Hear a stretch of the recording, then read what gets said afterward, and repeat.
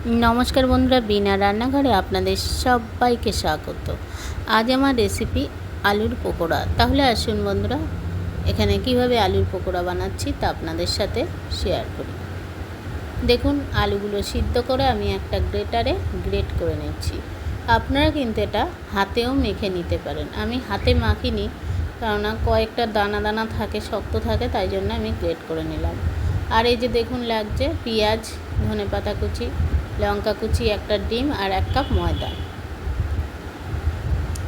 প্রথমে আলুর মধ্যে, গ্রেট করা আলুর মধ্যে দিয়ে দিলাম চাট মশলা, 1 চামচ চাট মশলা দিয়ে দিলাম। আর দিয়ে দেবো পরিমাণ মতো লবণ, হলুদ।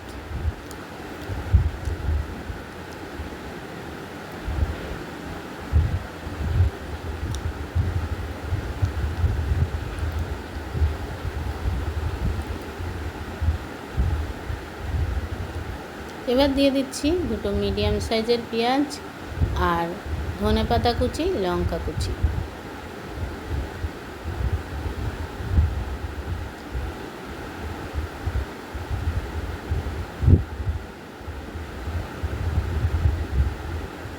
এবার বন্ধুরা এখানে দিয়ে দেবো একটা ডিম আর 1 কাপ ময়দা। এটা কিন্তু ক্যামেরাটা বন্ধ ছিল, আমি দেখাতে পারিনি।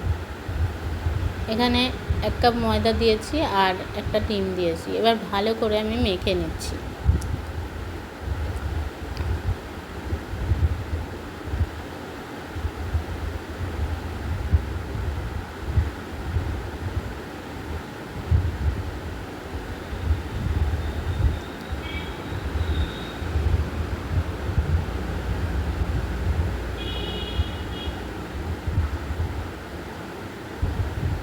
এবার চলে যাচ্ছি গ্যাসের ওভেনে। গ্যাসের ওভেনটা ধরিয়ে কড়াইটা বসিয়ে দিয়ে পরিমাণ মতো সাদা তেল দিয়ে দিলাম।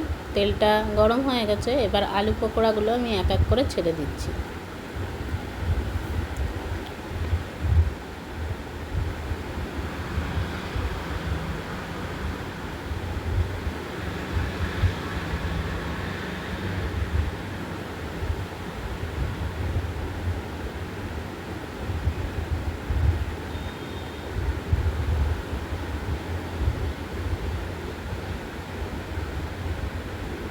বন্ধুরা, রেসিপিটা কিন্তু একদম তালের বড়ার মতো দেখতে, কিন্তু এটা আলুর পকোড়া।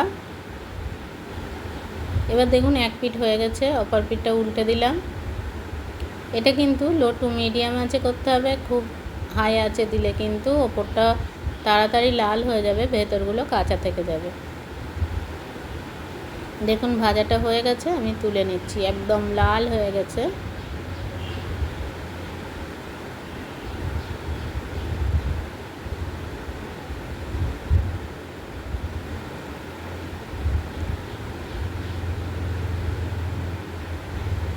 দেখুন আর এক ব্যাচ আমি ভেজে নিচ্ছি।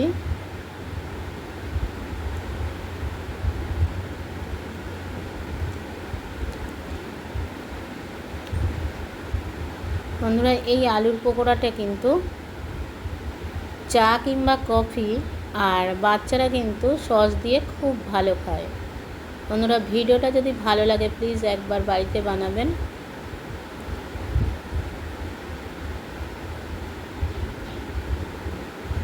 দেখুন আমার সব আলুর পকোড়াগুলো ভাজা হয়ে গেছে। এবার খাওয়ার পালা। বন্ধুরা, ভিডিওটা যদি ভালো লাগে তাহলে প্লিজ লাইক, কমেন্ট, শেয়ার করো। আর খুব ভালো থেকো, সুস্থ থেকো। দেখা হবে বিনা রান্নাঘরে অন্য কোনো ভিডিওতে।